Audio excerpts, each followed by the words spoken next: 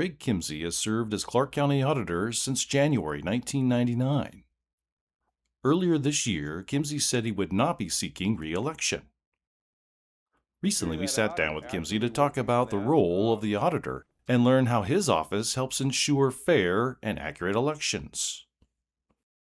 Hello, I'm Jim Demo with Clark County Close-Up. Thank you so much for being with us today. Well, I appreciate being invited, Jim. Okay, Greg, so please tell us your background. I had been working in corporate finance in Portland for many years, and then after that I came to work here in Vancouver for our business as the Chief Financial Officer. And then at that point I was looking for something else to do. It wasn't really a very good fit for me, so I was looking for something else to do. So then what led you to try to run for auditor back in 1999? Yeah, as I said, I was looking for something else to do. Had been poking around, looking at a couple different things, and then one day out watching my kids play soccer, a friend of mine said, you know, the county auditor might not be running for re-election. And I thought, I wonder what the county auditor does. And so the more I looked at that, I thought, you know, that seems like a good fit for my skills and experience. Be an interesting position to be in. And the public service component of it was attractive to me. You know, my prior experience had all been on the private side. And so the more I looked at it, I thought, yeah, I think I'll give that a shot. Wow. So for our viewers, in a concise description, what's the role of the county auditor? Sure. So that is the first, that was the first question I asked, right? Yeah, and it's the most common question I've received over these 28 years now. What does the county auditor do? So the county auditor is the primary financial officer, keeps track of where all the money comes from, where it all goes, reports on the county's financial condition and results to the public. So that's our financial services division. We pay all the bills, we do all the payroll, we have an audit services group within the financial services. And then we record legal documents and issue marriage licenses, so deeds of trust and all sorts of easements, all sorts of documents that get recorded. Then I serve as an agent for the Washington State Department of Licensing. So we have a licensing office for automobiles, trailers, boats, motorcycles. We have one office in the county building for licensing services, and then we have 9 private businesses licensing sub-agents that we have responsibility for oversight of. And then finally, the area that gets the greatest amount of public attention, auditors say it's what gets you in the paper the fastest. We're responsible for registering people to vote and conduct all public elections. So just I might throw you with this question, but what's the difference? So the treasurer, when it comes to the financial, the difference between the treasurer role and your role? So the treasurer collects the tax. The treasurer sends bills out to property owners, okay. Tells them how much they owe in property taxes, and then receives those tax monies from taxpayers, distributes that tax money out not just to the county, but also to all the other governments in the county, so school districts and port districts and fire districts. So all the different governments that get property tax revenues, the Treasurer's Office is responsible for collecting those and then distributing them to the appropriate agencies, governments, in the correct amounts, and then also is responsible for investing any available excess funds that the county has, or some of these districts as well. So I think we have about a $1.5 billion investment fund that the county treasurer is responsible for managing. And then also manages debt that some governments issue, school districts primarily, as well as the county's debt issuance. Okay, so that's different. Okay, so looking back, what do you see as some of the biggest service improvements you've helped oversee over these 20 plus years? Oh, that's easy. That's easy. And very early on in the career, you know, I came into office, and at that time the office was in the old courthouse, in the courthouse building on the ground floor. And we had people coming in who were recording documents, then they'd have to go over to the treasurer's office down the hallway. They might have to go down to the assessor's office and do stuff. And I thought, this is, why are we sending people all around for this? And then, so then the county was moving into a new building, Public Service Center, and it really seemed like a good opportunity to combine all those services into one area. And had to get a law change to allow the auditor's staff to perform that administrative clerical task, but the creation of the joint lobby where the services from the assessor's office, the auditor's office, and the treasurer's office are available to citizens all in one location, I think is absolutely the best service improvement we've done in the county in my time in office. Close second, very close second, the expansion of the elections office work area. We've gone from 7 front counter workstations for voters to 13. You might recall the last presidential election, we had almost a 4-hour wait for people. I remember the line. Yeah, I remember the line. huge line. That should never happen again. Oh, good. In addition, expansion of the elections office work area significantly increased our throughput capacity of processed ballots. So it means that on election night, the number of ballots we can report out on results, preliminary results, has increased dramatically. So our throughput's increased, which gets people want results faster, and that's a big benefit, and then better service to citizens who are coming to vote on election day. Let's talk about the joint lobby. Now it's been under construction. What's the latest on it? So yeah, we did a remodeling of the joint lobby, improved security, improved workspace for the staff, improved really access for citizens as well. So that's been completed, and it's definitely creating a better work environment for our staff and a better experience for our citizens. So it is open currently. Yeah, Okay. yeah. Okay. Now you talked about the county elections. So you oversee county elections. If someone isn't registered to vote, how do they register, and what are the deadlines? So if someone has a Washington driver's license or Washington identification card, they can register to vote online, and the deadline for that is October 26th. Okay. Or they can mail in a form as well. In person, you can register in person until 8:00 p.m. on election day. So those are the opportunities for folks. Okay. So when should someone expect we're recording this on August 10th. So for the general election, when should people expect their ballots to arrive? So ballots are required to be mailed out 18 days before the election, and then maybe a week after that is a reasonable time period for the post office to get the ballot to folks.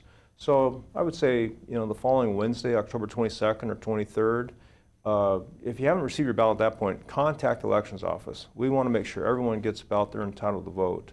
But we do want to encourage folks to give it a little bit of time before they get that replacement ballot. Okay.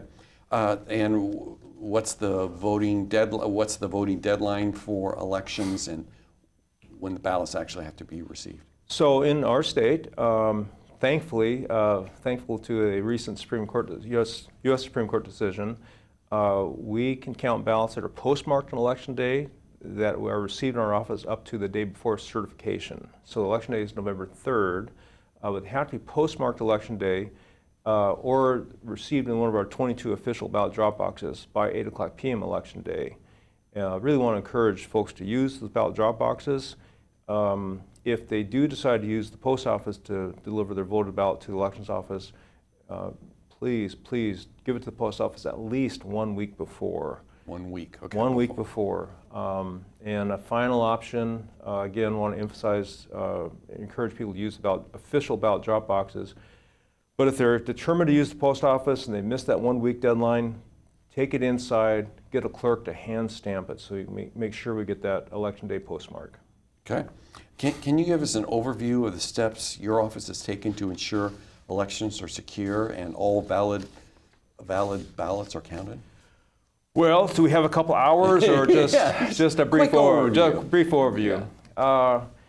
Well, it starts with our voting system that we use. The Hart Intercivic Voting System has been certified by the federal government and also by the Secretary of State's office.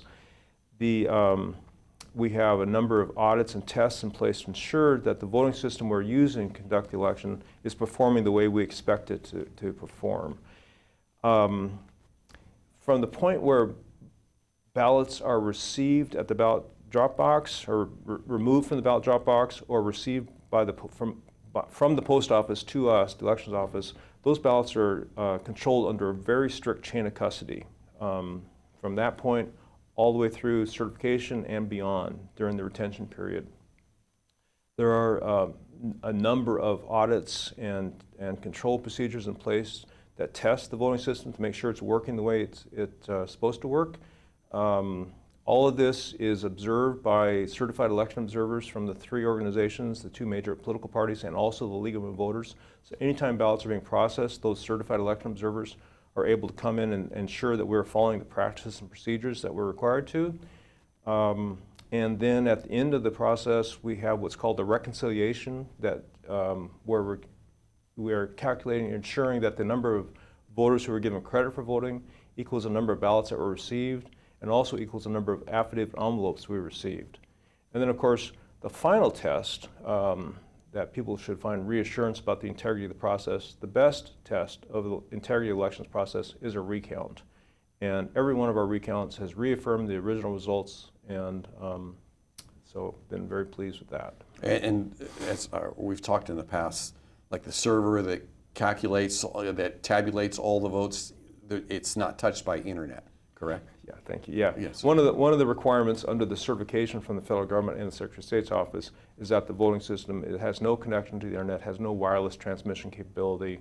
It's all kept, those systems are all kept under serial numbered security tags to limit access to those systems. So access to that voting system is very tightly controlled. Great, thank you. So back in 2024, one of the ballot drop-off boxes in East Vancouver was set on fire. What steps has your office taken to help improve election security at those ballot drop-off boxes? Well, that was a very dramatic point in my career. That was something I will never forget. Yeah. But yeah, we've taken a number of steps to improve the security of our ballot drop boxes. Probably the biggest one is we've got a much more capable fire suppression system. We had fire suppression systems in those drop boxes. They had been recently replaced. They were the fire suppression devices recommended by the Secretary of State's office. It's the same fire suppression device that we used in Multnomah County, where their ballot box was bombed as well, and it worked really well over there. For some reason, it didn't work well for us. But after that event, we did put a lot of effort into trying to figure out what is the best fire suppression device you can buy and install. It turns out it's a company here in Vancouver that provides them. So we've installed these much more capable fire suppression devices in each of the ballot drop boxes. We've installed these devices that will send us a text message if the temperature inside the box, I think, achieves over 170 degrees, if the ballot drop box is moved out of a geofence area. If the ballot drop box receives an impact of a certain amount, we'll get a text message informing us of that. Then in addition, and now video cameras are not the ultimate solution. That ballot drop box at Fisher's Landing that was bombed had a video camera on it. We can see the bad person doing bad things. But we're in the process of installing video cameras at each of the 22 ballot drop boxes at this point. Okay. What are your plans once you leave office?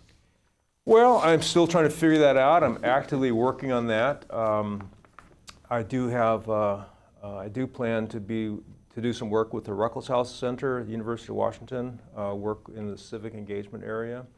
And I've got a couple other things I'm working on.